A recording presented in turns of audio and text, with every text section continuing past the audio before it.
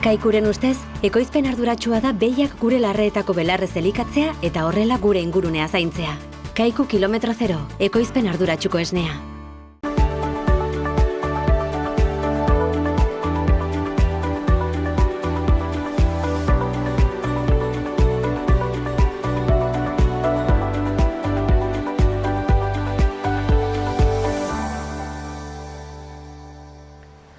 Kaixo eta ongi etorriak, ur eta lur saio honetara gaurkoa lehenbiziko atalean, Intiaren atala izanen dugu eta gurekin Intiako abeltzantza arduraduna den Mikel Nazabal egonen da, eskuartean zenbat gai ekarriko dizkigu eta Mikelekin egonda gero Jorge Oteiza Oronoz-Mogeireko hartzaiarekin egonen gara eta berak balorazio bat egingo digu nola joan den aurtengo Hartzai-Zakur txapelketen denboraldia.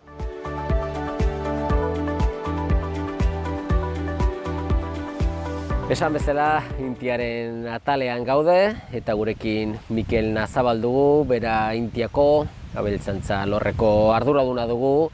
Eta bueno, Mikel, balaxe da ez, azkenean badakigu abeltzantza sektore garrantzitsu bat dugula eta abeltzantzak aurrera jarraitzeko, alde batetik baserritarrak behar ditu abeltzainak eta bestetik nola ez ere hazienda osasuntsua izatea edo mantentzea nahi izaten dugu, eta horretarako, hor sartzen zarete albaiteruak, eta batipat, kanpaina desberdinak egiten dire, eritasun desberdinak direla medio, eta kasu honetan solastuko gara mingain urdinaren gaitzaren inguruan, eta pixka batzuek Intiatikan nola eramaten duzuen pixka bat gaia, edo txertaketak, edo...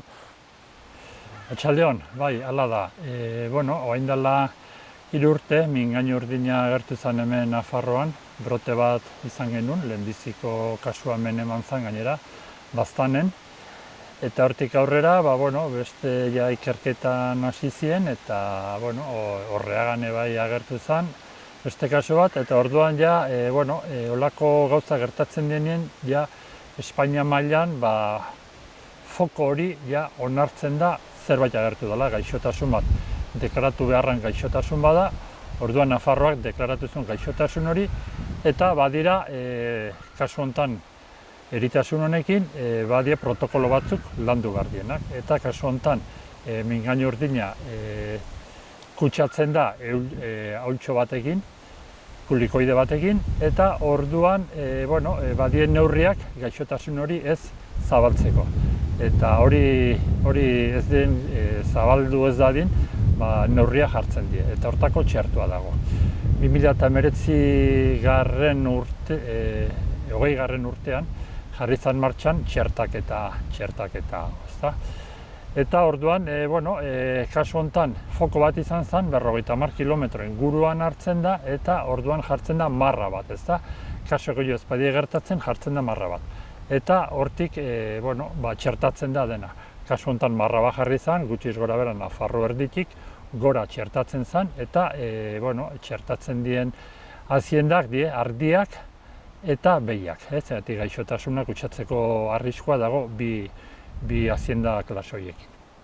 Eta orduan martxan jarri zen, erresoluzio baten bitartez, martxan jarri zen txertoa.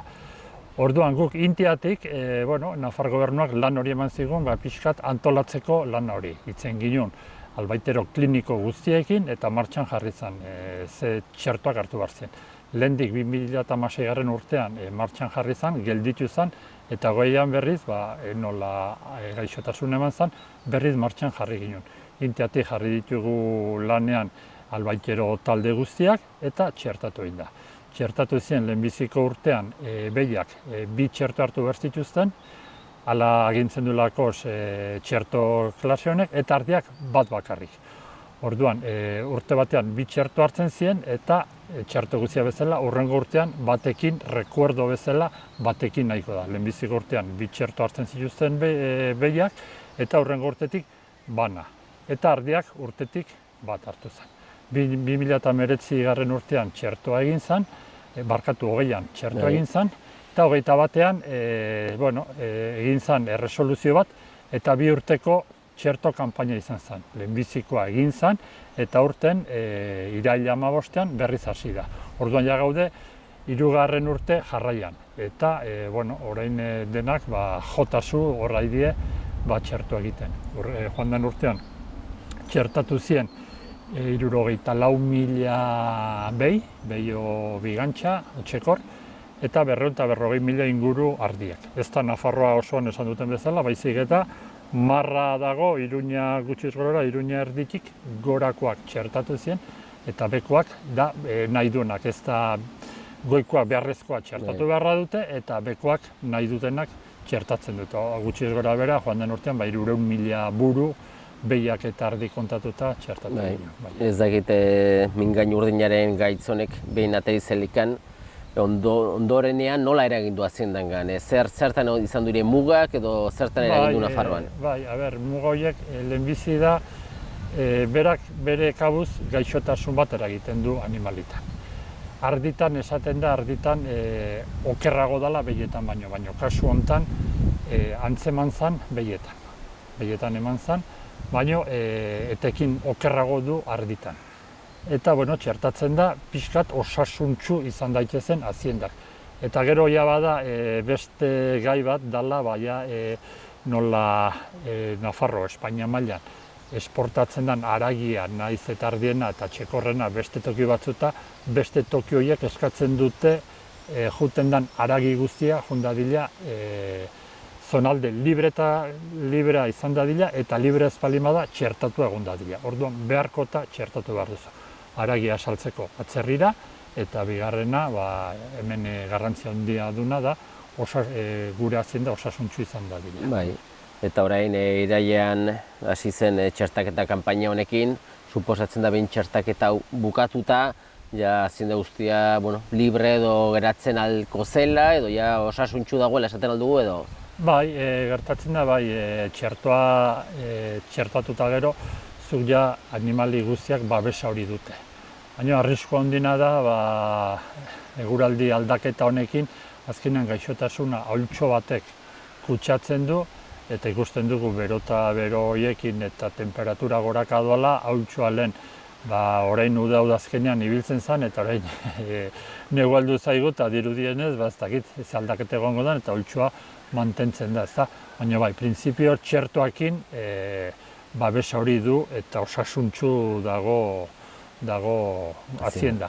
Gertatzen dena, beti arriskua da, etortzen badie beste zonalde batzutatik, eta hori kontuan hartu behar da, etortzen dienak, egon daitezela txertatuak, eta hori ja ganaderiako gauz bada, eta hori beharkota gauzak hola die. Etortzen bada beste zonalde batetik, etorri behar da zonalde libre batetik, txertatuak etor daitezela.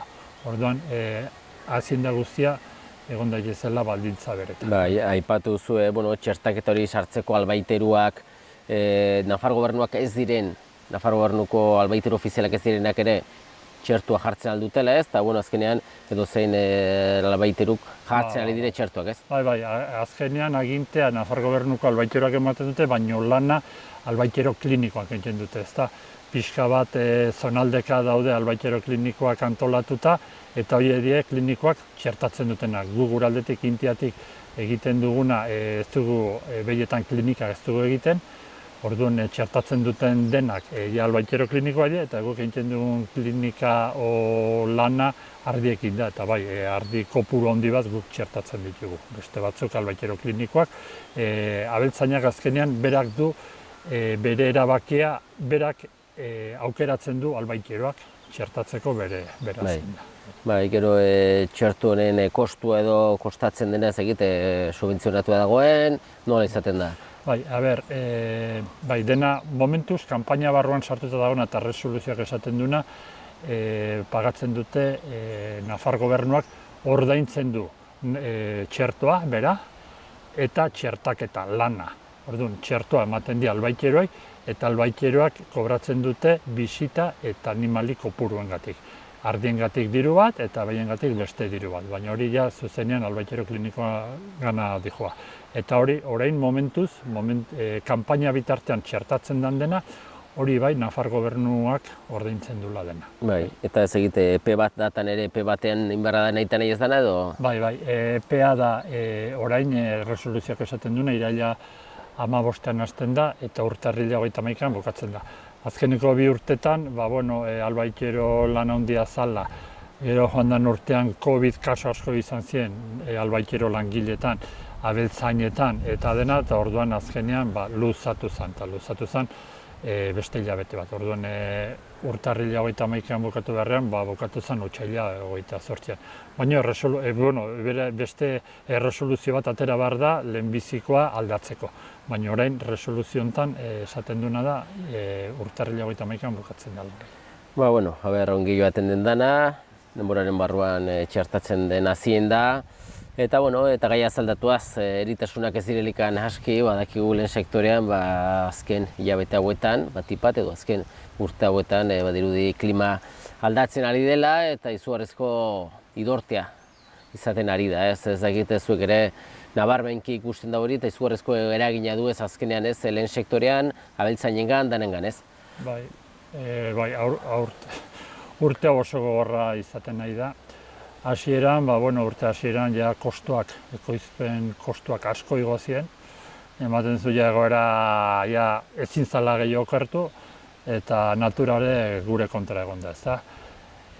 Maiatzetik aurrera kriston lehortea etorri da, beroa eta eurik ez du egin. Eta ekoizpen aldetik asko galdu da, belar gutxiago bildu da, hartua ez da ere egin, komunaleta joten dien animaliak bastante lehenago etorri da. Eta azkenean izugarrizko kezka dago, lehorte honek ze eragina izaten nahi dan, eta ondina da, belarra hartuak eta gauziek ez direla bildu, eta etorriko da negua, abeltzainendako negua etorri da, zeratik jana ematen nahi dien, baina negua, egiazko negua etortzen denean, konturatuko gara orduan almazenean jan gutxi dagoela, erosi behar dela, o azkenean animaliak saldu behar dela.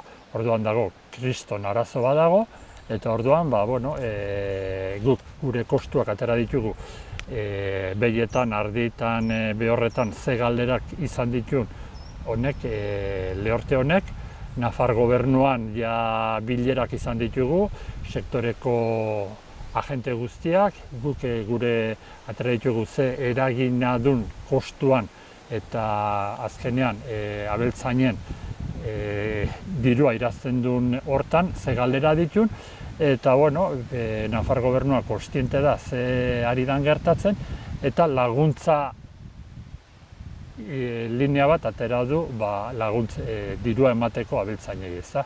Eta orokorrean 6 milion euro atera ditu, banatzeko abeltzainak, baina abeltzainak esne behitan, haragi behitan, arditan, esne ataragitan eta behorretan.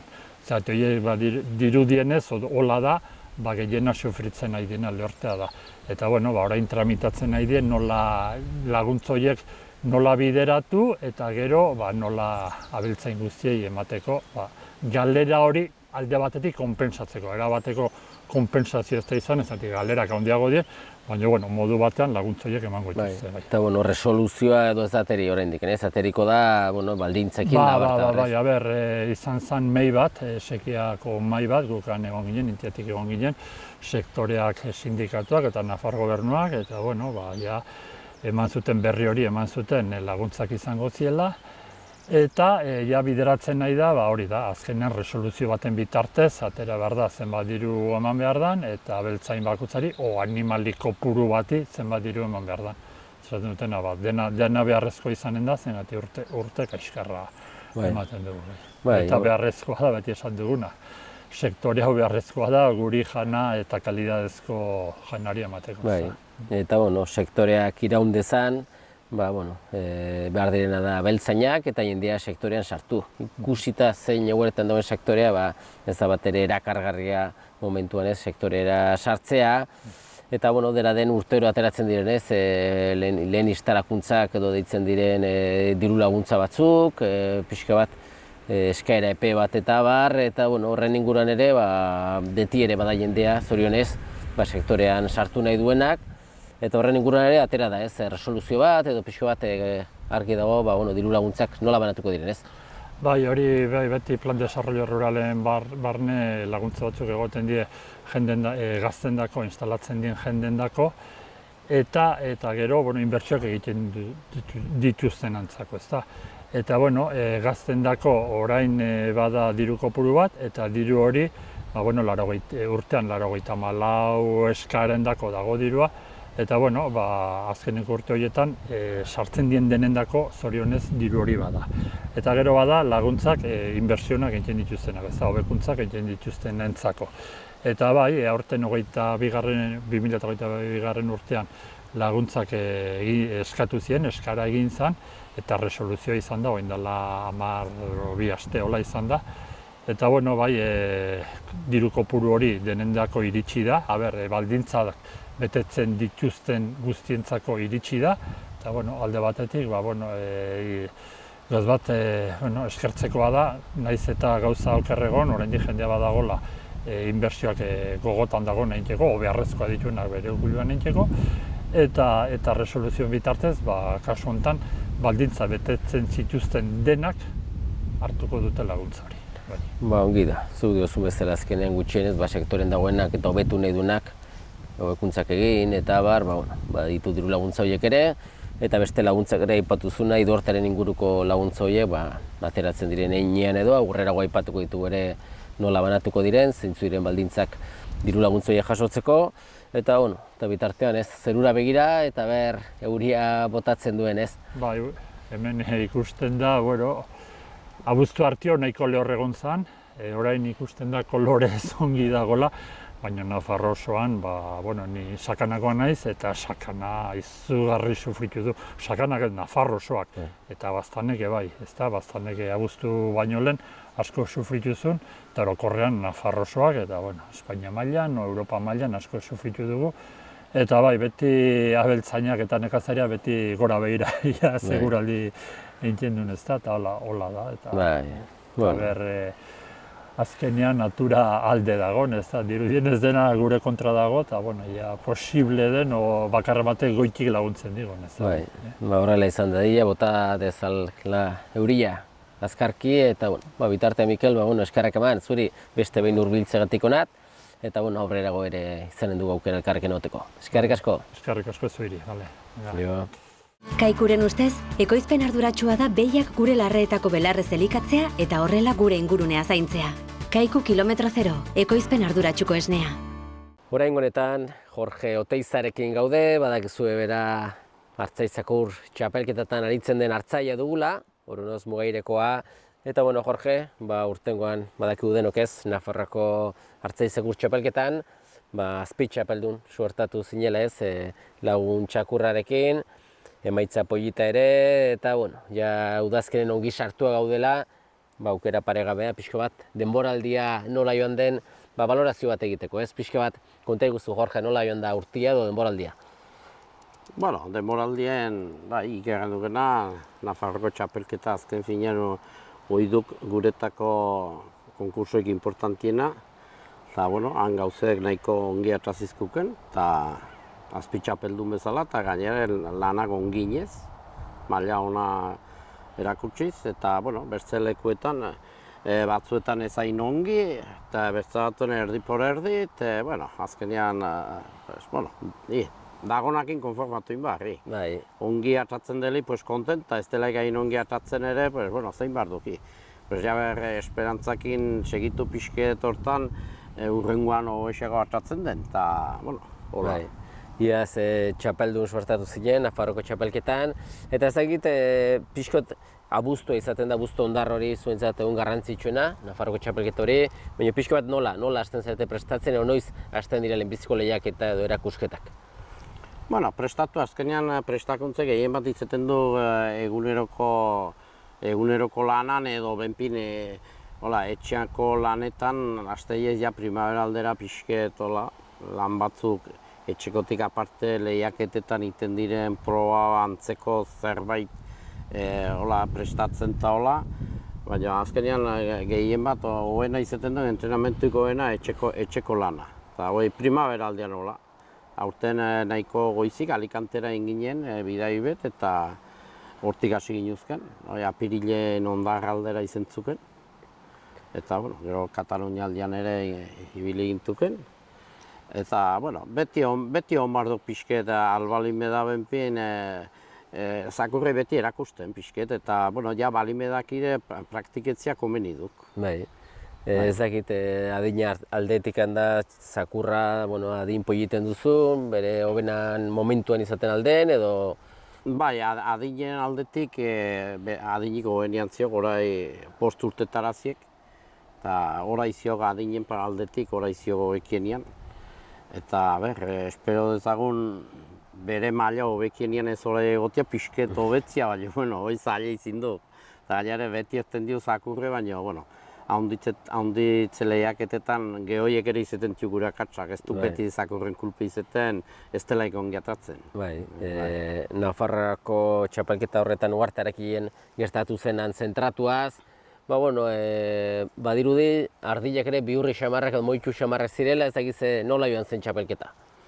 Bai, ardiek uneko sasi ardi antzerako, ez zituken sasi ardi, ardi latxa zituken, eta hola, baina ibiltzeko manera sasi ardira antzekoa bezala, denak jazten zuzken leherruan, batzuk aitzinesko bestiak gibela geltzen zituken, eta laneko, nahiko txarrat zituken laneko, baina, bueno, ni alde batera, nire zakurreola ardi bizixagokoakin, igual hobekin moldatzen duk, ezenez ardi mantsoki balime diretola, igual, bulketu nahizik edo lana, hau xamari nahizik edo berotzen duk, eta berotzen denean, arrisko ekortzea hodek, igual hainkadak bat iteko, eta, karo, horiek ere hainkada fuertia benpine zintukin, eta...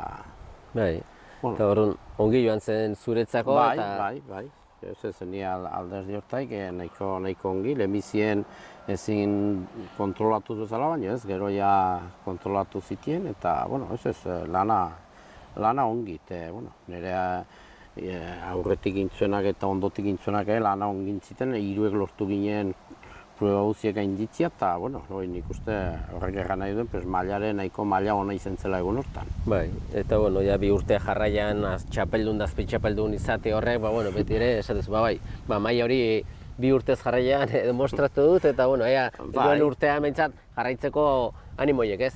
Bai, batzutan benik atatzen mazaik ongit hola, ja, matendik animoa segitzeko, igual ja konkurso pare bat hobertze ez hain ongi, ez pazaik ongi edo nahiko gaizki atatzen badire, ja, animoa pixke geisten du, baina, bueno, hola, ongi atatzen denean, ja, berritzen diz pixket animoz, eta momentuen benpin, segitzen dio. Bai, Nafarroan azpitxapeldu geratu ondotikan, ba, bueno, ateak erikitzen dizkizu beste txapelketa baterako ez, Euskal Herriko txapelketarako. Eta un uraia diferente joan zer, ez? Bai, han zakurren akatzat, eta neriare, igual partikularki neriengatik eta hola, ez etzikuken konkurso honatra, aparte de maila hona izan zen, guk ez ginen man geren maila, baina, bueno, beste batean esperantza hoekiago atzako dela, eta berriz animoa jagartzen dugun, datorren kanpainerako. Bai, eta ja udazkenen aski ongi sartua gauden hontan, ja deus ez da izaten, ez, gauza gutxi. Bai, hor ataunaldi hortan antolatzeiteko auzo bateko bestetako erzibizio modurako bat, eta gure ite maute, seguraskira hango bueltatxo inen dio. Baina, ja, erteko moduen, ja, urtengoak itute, bai. Bai, badakigu ez, zakurrak azkenean hartzaileen laguna direla, lanean hazin dadu ardiak pixo bat mugitzeko erabiltzen den animalia dugula, eta lehenago Mikel Nazabalek, Intiako abeltzantza arduradunak esan digu ez, lehen sektorea aski gaizki dagoela, kostuak eta garesti direla, lehen gaiak ere garesti daudela, eta hortaz aparte, idorte gogorronek, bazka gutxi ekarri duela. Horrez gain, ikusten zaitu Jorge, erdiz bizirik plataformaren kamisetarekin, eta badakigu erdiz guztiok zer den, zer nolako bazkalekoa den, eta zuek ere ikusten duzu ez, bazkaleku bestelaren nahiko lan, eta hori gabe beltza dena ez. Bai, hori ikerranduken bezala, hori gainetik, holako bazkalekuet nahi dite suntzitu, eta gainera, nahi diten zuntzitu, udaletxak eta beste gauza handiz gainetik pastuz. eta hor garbia gehi dena, hor bengo bastandeko nekazari eite horrek egunke urte hoi probetxu ematen nahi dela, edo ez erganez mileka urte. Eta, klaro, orai hor dirudun betorrit, horka beraztasune hogeita hamar urtez bildu, eta aldegin, eta hoi bere ala ustema da, horrek urte handitzez segitikoik bere probetxu ematen. Eta azkenean hoi laguntze batuk. Hor erten da zenbaitzu lanpostuak, baina hor ja lanpostu batzuk badaude. Lanpostu batzui handiz laguntzen dio erdizko bazkaleko horrek. Eta, bueno, hortik aparte ez du nekazaritza bakarrik, medioambientalki egiten duen indezaken kaltia hor pentsatzen dutena itia iten balime da eta hola handi edu. Eta gero gehien bat, hemengo hurbileko instituzioen gainetik pastuta gauz betitia, nik uste hori den errespetu falta handi bet. Nik uste hasi behar lutekela berinteko instituzioa errespetatzen. Eta, bueno, gero hortik goiti, abeste atatzen de. Baina etzik, bari duri gainetik nahiko fuerte daudela. Baina, bueno, guk ere alden guzio saiatu behar joen pin. Dugun erramientakin, lortzen den geldiazti hastakeri hoi. Ba, hola, ikusi genuen lehenguan ere ez, urriaren 12an egin zen manifestaldi horretan, bozkatzeko auker hori, bueno, ez zen aukererik eman, baina, bueno, pixko bat jendearen presentziakin azaldu zen ez, Baztango herriak, baztandarrek zer dioten, eta ez bakarrik baztandarrak baizik eta, bueno, inguruko jende askok, azaldu zuen ez, zein den bere ikuspegia gaiaren inguruan ez. Azkenean alde dago nahin dekore, garbiena duk, galdeketa bat iten balime da, hantzea atratzen den, edozin galdeketetan bezala, behardik errespetatu, eta alde dauden nahin dekore, nik uste aixe garbiago den, galdeketa batin. Berak sigur balime daude jendia badagola alde, agiko du galdeketa bat behar den bezala, horren denez ezko aukera berdinak. Eta horren errespetatzen du bat ebertzi, baina momentuten horren kontra daudenak, daudenai ez ziotek errespetatzen. Ba, ongi Jorge, ikusiko du gaia nola di joan, bitartean zuri eskerrak eman, azalpen hauek emategatik, hartzaizek demoraldearen inguruan, eta urrengo urtea berriz ere agudo etorriko da, eta azkeneko 2 urte hauetan izan dituzun emaitzak kontuten izan da, gure partetik ere animoak aurrera jarraitzeko, hartzaizeko lehiaketetan ere hartzaia behar dire, eta zu hor zaitugu, segi horrela, eskerrik asko. Eskerrik asko zuei.